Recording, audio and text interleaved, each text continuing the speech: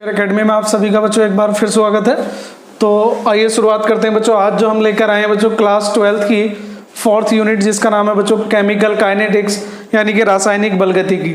जी हाँ, आज हम बच्चों स्टार्ट करेंगे केमिकल काइनेटिक्स। और बच्चों केमिकल काइनेटिक्स का जो इंट्रोडक्शन है कि केमिकल काइनेटिक्स का अध्ययन आपको क्यों करना चाहिए, क्यों पढ़ना चाहिए, वो बच्चों हम ऑलरेडी डिस्कस कर चुके हैं। तो आज हम बच्चों सीधा सिलेबस की तरफ चलेंगे, रासायनिक बलगतिकी। ठीक है बच्चों, तो अगर आपने इसका इंट्रोडक्शन नहीं देखा है तो हो सकता है कि आपको बच्चों आज का लेक्चर थोड़ा सा कम समझ में आए, अदरवाइज बच्चों आप देख सकते हैं बच्चों। तो फर्स्ट बच्चों यहाँ से जो आज हम पढ़ने वाले हैं वो है अभिक्रिया की दर। क्या है बच्चों? अभिक्रिया की दर। ठीक है बेटा, तो अभिक्रिया की दर से आप क्या समझते हैं? या अभिक्रिया का वेग।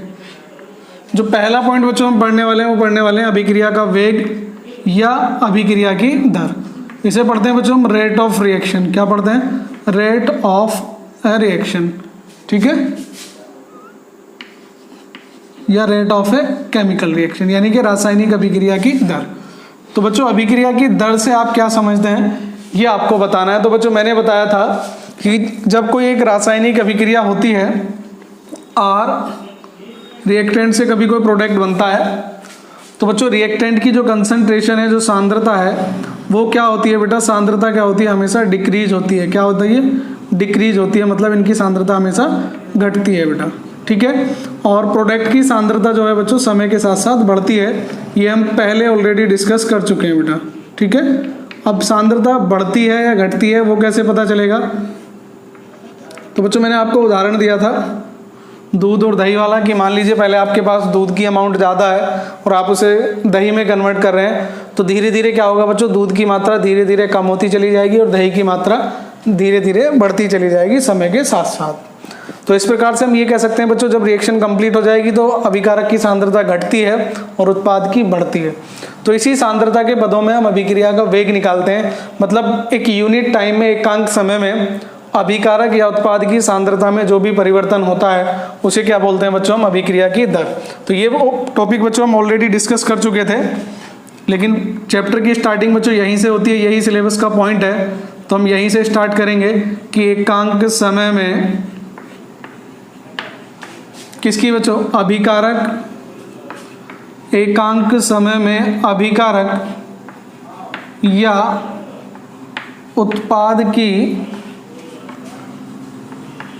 सांद्रता में, एकांक समय में अभिकारक या उत्पाद की सांद्रता में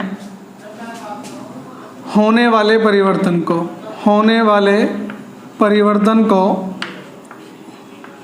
अभिक्रिया की दर या अभिक्रिया का वेग कहते हैं। परिवर्तन को अभिक्रिया की दर या अभिक्रिया का वेग कहते हैं। ठीक है, मैं वर्ड यूज करता हूं बच्चों जनरली, अभिक्रिया की दर कहते हैं। तो यहाँ तक बच्चों पॉइंट क्लियर हुआ आपका?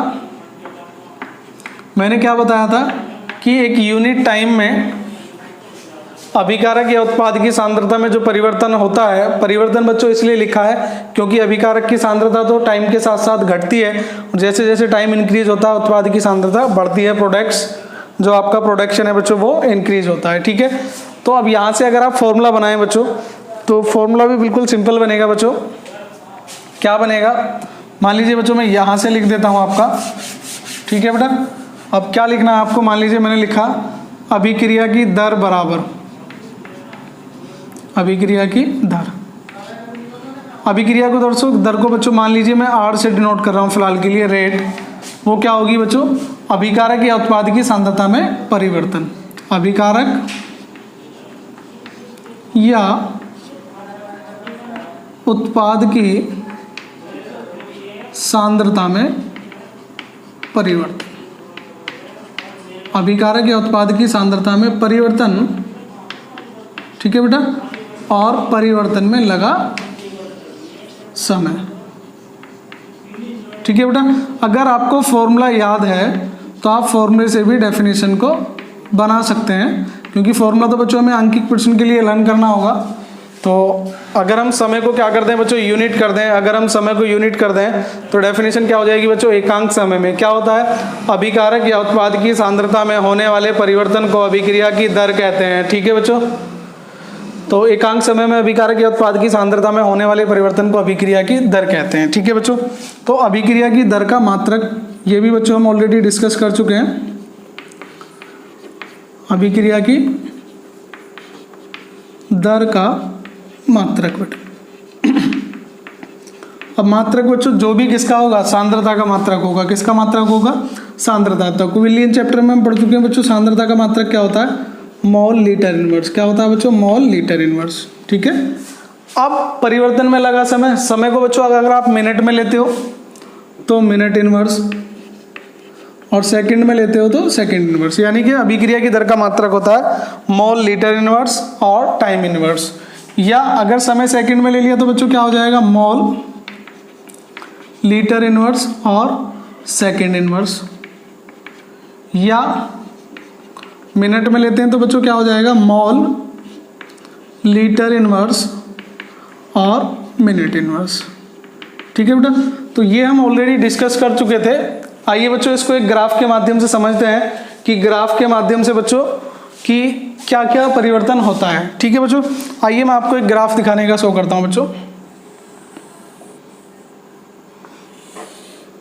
तो बच्चों मान लीजिए ये है समय,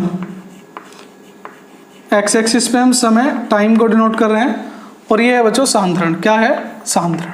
ठीक है, अब आप देखें बच्चों स्टार्टिंग में सांद्रता किसकी ज़्यादा होती है, जब मैंने बताया था आर एरो पी।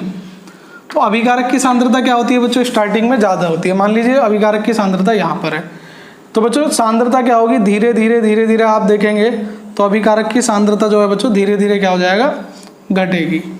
ठीक है, ये किसकी सांद्रता है बच्चों, अभिकारक की सांद्रता। किसकी, अभिकारक की सांद्रता। तो बच्चों जैसे जैसे टाइम बढ़ेगा अभिकारक की जो सांद्रता है वो टाइम के साथ साथ बच्चों आप देख पा रहे हैं कि वो डिक्रीज होती है। लेकिन अगर बच्चों हम प्रोडक्ट के केस में देखें तो प्रोडक्ट की सांद्रता बच्चों पहले मान लीजिए इसकी 0 थी, फिर धीरे धीरे धीरे धीरे बढ़ेगी। तो इसका जो ग्राफ है बच्चों वो कुछ इस तरीके का होता है। समझ पा रहे हैं बच्चों, ये किसकी सांद्रता है, उत्पाद की सांद्रता। ठीक है बच्चों, तो अगर आप बच्चों अभिक्रिया की दर में डेफिनेशन के साथ साथ ग्राफ का रिप्रेजेंटेशन भी करते हैं तो मान लीजिए बच्चों कि आपके मार्क्स जो है बच्चों वो कंफर्म हो जाते हैं। आपको मार्क्स बच्चों क्या होंगे, एग्जाम में अच्छे मिलेंगे, अच्छी तरीके से आप मार्क्स गेन कर सकते हैं। ठीक है बच्चों, तो ये था आपका सांद्रता और समय के साथ अगर आप ग्राफ बनाते हैं। लेकिन बच्चों अगर आप ग्राफ का रिप्रेजेंटेशन करते हैं, चलिए बाद में बताऊंगा बच्चों, लेकिन बच्चों आप वेग और समय के मध्य अगर आप ग्राफ का रिप्रेजेंटेशन करते हैं तो कैसा होता है। ठीक है बच्चों, तो आइए मैं आपको दिखा देता हूं बच्चों कैसा होता है। तो बच्चों हमने पढ़ा था द्रव्यानुपाती क्रिया का नियम, उसमें बताया था किसी रासायनिक अभिक्रिया की दर उसकी सांद्रता के गुणनफल के समानुपाती होती है। जो भी होता था मतलब अभिक्रिया की दर सांद्रता के समानुपाती होती है, फिलहाल के लिए ये मान लीजिए। ठीक है बच्चों, तो अगर आप अभिकारक के केस में देखते हैं बच्चों तो ये तो हो गया बच्चों आपका टाइम। क्या हो गया, टाइम। और ये हो गया बच्चों आपका वेग या दर। ठीक है बच्चों, अब जैसे जैसे बच्चों समय बढ़ेगा, क्योंकि बच्चों एक चीज समझ लीजिए कि आर क्या था, रिएक्टेंट, पी क्या था, प्रोडक्ट। तो रिएक्टेंट की कंसंट्रेशन बच्चों क्या होगी, डिक्रीज होगी। क्या होगी, हमेशा घटती है। तो जब सांद्रता घटेगी तो स्पीड भी घटेगी, क्योंकि बच्चों नियम क्या कहता है कि अभिक्रिया की दर, द्रव्यानुपाती क्रिया का नियम कहता था अभिक्रिया की दर उसकी सांद्रता के समानुपाती होती है, सांद्रता के गुणनफल के समानुपाती होती है, जो भी है। तो सांद्रता के समानुपाती मान लेते हैं। तो अगर सांद्रता के समानुपाती होती है तो सांद्रता घटने पर अभिक्रिया की दर भी बच्चों क्या होगी, घटेगी। तो बच्चों स्टार्टिंग में अभिकारक की सांद्रता क्या होती है, ज्यादा होती है। तो ये रहा बच्चों, और इसका ग्राफ भी आपका आप देख पा रहे हैं बच्चों इस तरीके से आएगा। ठीक है, मतलब अभिक्रिया के वेग और समय के मध्य जो आप ग्राफ देख पा रहे हैं बच्चों वो भी कैसा होगा, आप देख लीजिए कि जब कंसंट्रेशन ज़्यादा है मतलब स्टार्टिंग में बच्चों वेग कैसा होता है, ज़्यादा होता है, फिर धीरे धीरे इसकी मात्रा घटेगी अभिकारक की। तो जब अभिकारक की मात्रा घटेगी तो स्पीड भी क्या हो जाएगा बच्चों, घटेगी। क्लियर। तो यहाँ से बच्चों आपको अभिक्रिया की दर आपका समझ में आ गया होगा बच्चों, क्लियर हो गया होगा पॉइंट। ठीक है, अब मान लीजिए बच्चों हमें इसका अभिक्रिया की दर के प्रकार पढ़ लेते हैं पहले। ठीक है बच्चों, अभिक्रिया की दर के प्रकार। तो बच्चों अभिक्रिया की दर कितने प्रकार की होती है? Type of rate of reaction. तो अभिक्रिया की दर बच्चों कितने प्रकार की होती है? 2 प्रकार की होती है। नंबर 1 औसत दर, ठीक है बच्चों, जिसे हम बोलते हैं एवरेज रेट। और नंबर 2 जो बच्चों हमारा हो जाएगा वो हो जाएगा तात्क्षणिक दर। कौन सा बच्चों? तात्क्षणिक दर।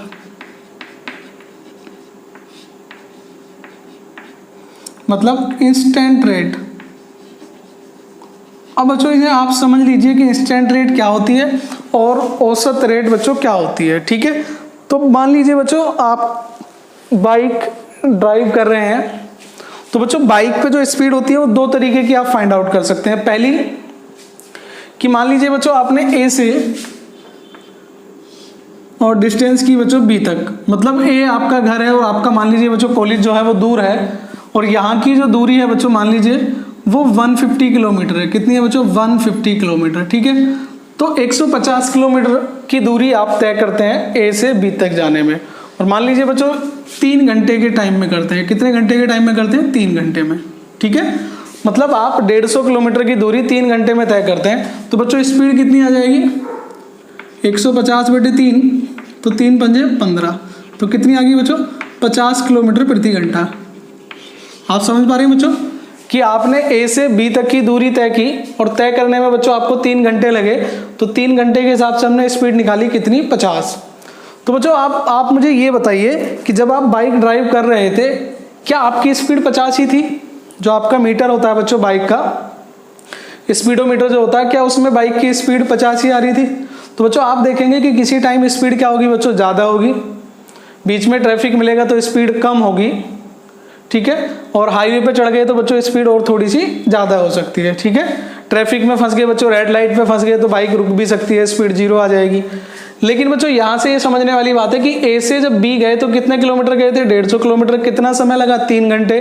तो बच्चों ये जो स्पीड निकल के आई है 50 किलोमीटर, ये एवरेज स्पीड निकल के आई है।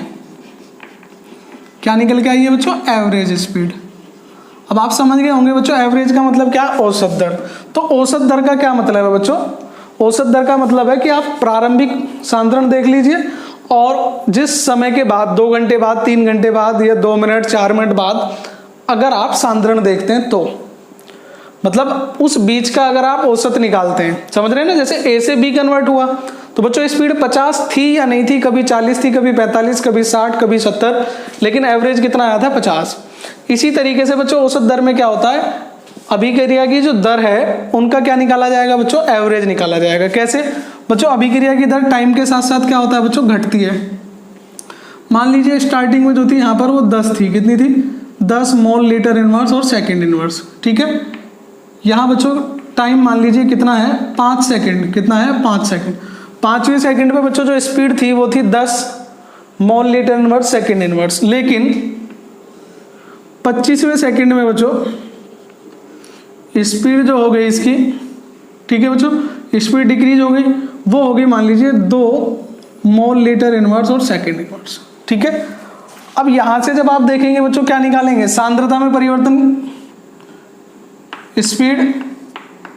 मान लीजिए बच्चों इसे सांद्रता का ग्राफ मान लेते हैं थोड़ी देर के लिए, चलो।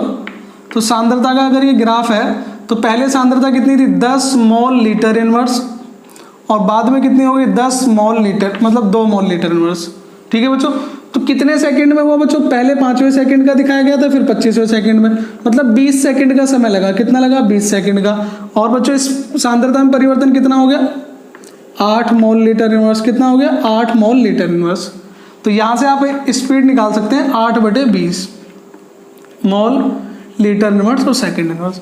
तो बच्चों ये जो स्पीड आएगी यहां से निकल के, ये इंस्टेंट स्पीड नहीं आएगी। ये क्या आएगी बच्चों? यहां से यहां तक जाने का, मान लीजिए पोजीशन m है और ये पोजीशन n है, तो m से n तक जाने में जो स्पीड आएगी उसको बोलेंगे हम औसत स्पीड। क्या बोलेंगे बच्चों? औसत दर, ठीक है। अब डेफिनेशन बाद में बात करेंगे बच्चों, लेकिन जो स्पीड आपकी बाइक में जो स्पीडोमीटर लगा होता है बच्चों, तो आपकी बाइक में जो स्पीडोमीटर लगा होता है जो बाइक की स्पीड बताता है वो कौन सी होती है? वो होती है बच्चों इंस्टेंट स्पीड। क्या होती है?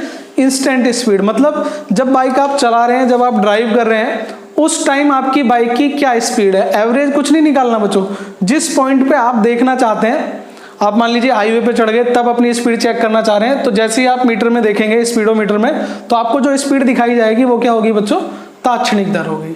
यहाँ तक क्लियर बच्चों? तो आपको समझ में आ गया होगा बच्चों तात्क्षणिक दर क्या होती है और औसत दर क्या होती है। ठीक है बच्चों, तो इन्हें अंडरस्टैंड करना जरूरी था।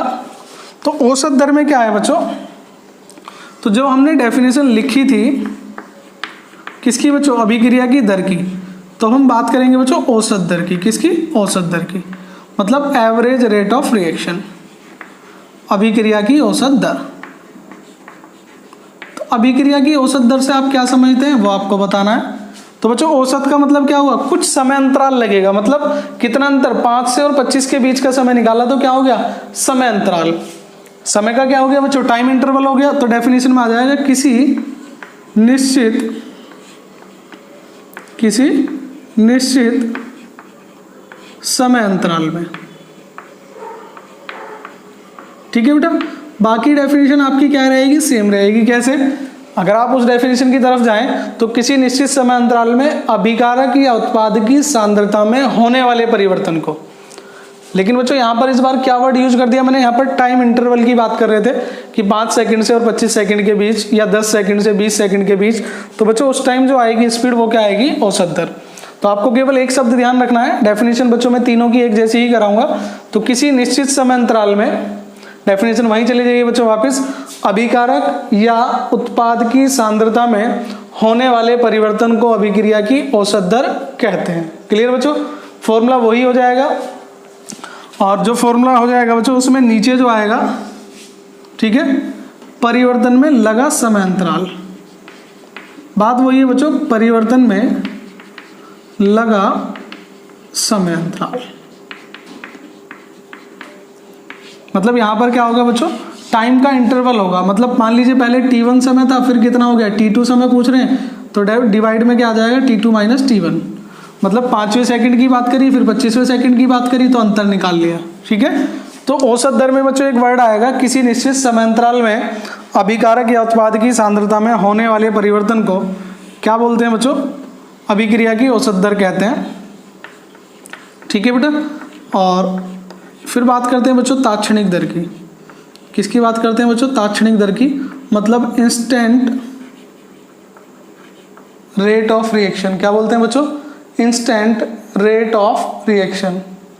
ठीक है बच्चों, तो इंस्टेंट रेट ऑफ रिएक्शन बच्चों आपकी होती क्या है, या इंस्टेंटेनियस बोल देते हैं बच्चों, रेट ऑफ रिएक्शन। तो बच्चों यहां पर वर्ड देखें, तात्क्षणिक, किसी क्षण पर बात कर रहा है बच्चों, एक पॉइंट पर बात कर रहा है। किस पर, पॉइंट की बात कर रहे हैं बच्चों। तात्क्षणिक मतलब किस क्षण पर बात कर रहे हैं आप। अगर आपकी बाइक जिस भी स्पीड पर होगी बच्चों, उस पॉइंट को अगर आप कैलकुलेट करें तो वही क्या कहलाएगा, तात्क्षणिक दर।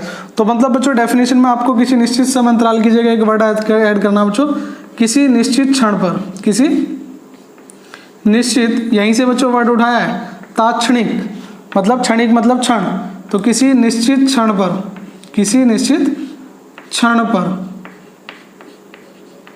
ठीक है बेटा, वर्ड बेटा तीनों की डेफिनेशन एक जैसी हो जाएगी आपकी। तो यहाँ क्या ऐड करना था, किसी निश्चित समय अंतराल में, यहाँ क्या ऐड हो गया बच्चों, किसी निश्चित क्षण पर, किसी निश्चित क्षण पर।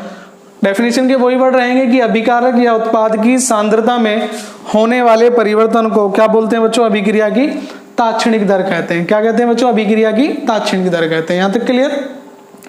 तो औसत दर और तात्क्षणिक दर दोनों आपको बच्चों क्लियर हो गए होंगे। तो अब बात करते हैं बच्चों औसत दर का जो मात्रक होता है वो क्या होता है। ठीक है बच्चों, तो औसत दर का जो मात्रक होगा बच्चों वो क्या होगा, जो अभिक्रिया की दर का मात्रक था। तात्क्षणिक दर का मात्रक क्या होगा बच्चों, जो अभिक्रिया की दर का मात्रक था। मतलब दोनों की जो यूनिट है बच्चों क्या रहेंगी, सेम रहेंगी। तो बच्चों आज के वीडियो में हमने types of rate of reaction पढ़े हैं। अभिक्रिया की दर कितने प्रकार की होती है, दोनों प्रकार की होती है बच्चों, और दोनों की डेफिनेशन हमने समझी है। नेक्स्ट वीडियो में बच्चों हम समझेंगे कि अभिक्रिया की दर को रिप्रेजेंट किस तरीके से करते हैं, मैथमेटिकली इन्हें रिप्रेजेंट कैसे करते हैं, प्रेजेंट कैसे करते हैं। तो बच्चों आज के लिए इतना ही, मिलते हैं नेक्स्ट वीडियो में। अगर आपको वीडियो पसंद आया तो बच्चों लाइक कीजिए, शेयर कीजिए, और अगर आपने अभी तक बच्चों हमारा चैनल सब्सक्राइब नहीं किया तो चैनल को सब्सक्राइब करना ना भूलें। तो बच्चों मिलते हैं नेक्स्ट वीडियो में, तब तक के लिए जय हिंद, जय भारत, धन्यवाद बच्चों।